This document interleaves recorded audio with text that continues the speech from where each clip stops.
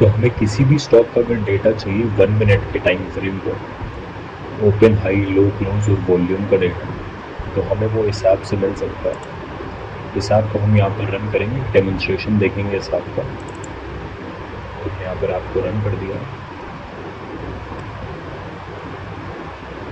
तो यहाँ पर आप जब डिस्क्रिप्शन में दिए गए लिंक से जाकर हिसाब को परचेज करेंगे तो आपको मेल पर एक लाइसेंस की मिल जाएगी। हम यहाँ पर लाइसेंस की पेस्ट कर देंगे, वेरीफाई लाइसेंस पर क्लिक कर देंगे। यहाँ पर आपको अपने एंजल वन के अकाउंट की जो API की है और जो क्रेडेंशियल्स है वो यहाँ पर इनपुट करना है। API की और TOTP सीक्रेट, ये दोनों चीज़ें कैसे जनरेट करनी है अगर आपको नहीं पता है, ये ऑलरेडी जनरेटेड नहीं है, तो आप नीचे दिए गए डिस्क्रिप्शन में एक वीडियो का लिंक है, उससे जाकर समझ सकते हैं कि कैसे इन दोनों चीज़ों को जनरेट करें। तो यहाँ पर हम अपने क्रेडेंशियल्स जो वो इनपुट कर देंगे, API की यहाँ पर इनपुट कर देंगे, क्लाइंट ID जो आपकी क्लाइंट ID रहती है वो यहाँ पर इनपुट कर देंगे। पासवर्ड में हमें जो 4 डिजिट्स का जो पिन होता है, 4 डिजिट पिन रहता है, MPIN उसे कहते हैं, जो ऐप में लॉगिन करने के लिए यूज़ होता है, वो 4 डिजिट का पिन हम यहाँ पर इनपुट कर देंगे। TOTP सीक्रेट यहाँ पर इनपुट कर देंगे। आई अग्री पर क्लिक करके हम यहाँ पर प्रोसीड पर क्लिक कर देंगे।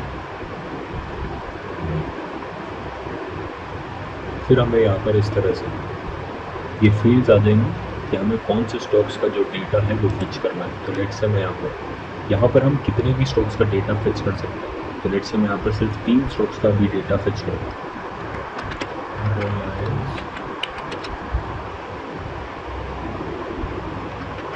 ITC and NTPC। Start date में लेट से हम यहाँ पर जनवरी 2025 के लिए डेटा फिच करना चाहते हैं। तो हम यहाँ पर कितने भी सालों का डेटा फिच कर सकते हैं। मैं यहाँ पर सिर्फ 1 महीने का डेटा आपको फिच करके दिखा दे रहा हूँ। 2025 पहला महीना और पहली तारीख से 2025 पहली तारीख, पहला महीना और 31 तारीख तक हम यहाँ पर डेटा जो है वो फिच करना चाहते हैं। यहाँ पर हम अपनी डायरेक्टरी बताएंगे किस डायरेक्टरी में हम इसे सेव करना चाहते हैं। लेट्स से मैं आपको डेस्कटॉप पर नया फोल्डर क्रिएट कर लेता हूँ।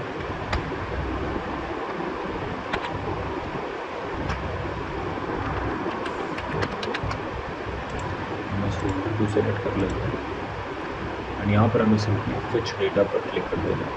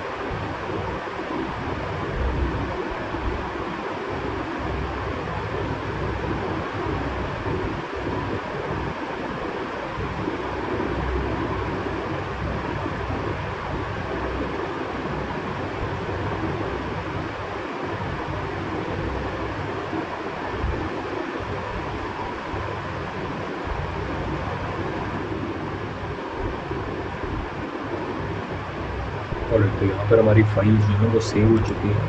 फाइल्स को हम ओपन करके समझ लेते हैं कैसे हमारी फाइल्स दिख रही है। तो हम रिलायंस का डेटा जो है उसको यहाँ पर ओपन कर लेते हैं।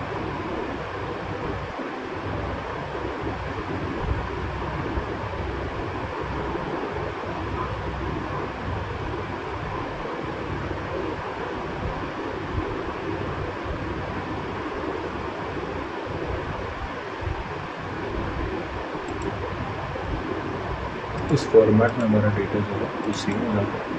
यहाँ पर आप देख सकते हैं कि पहली तारीख से पहली कैंडल से लेकर के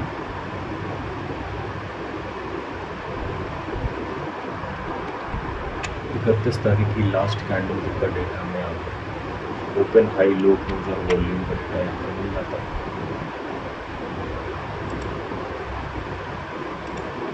इस डेटा को आप एमी ब्रोकर में भी इंपोर्ट कर सकते हैं, एक्सेल में भी एनालिसिस कर सकते हैं। किसी भी चीज़ की बेसिकली आपका रॉ क्लीन डेटा है तो आप इसको किसी भी एनालिसिस के लिए कहीं पर भी यूज़ कर सकते हैं। Thanks for watching.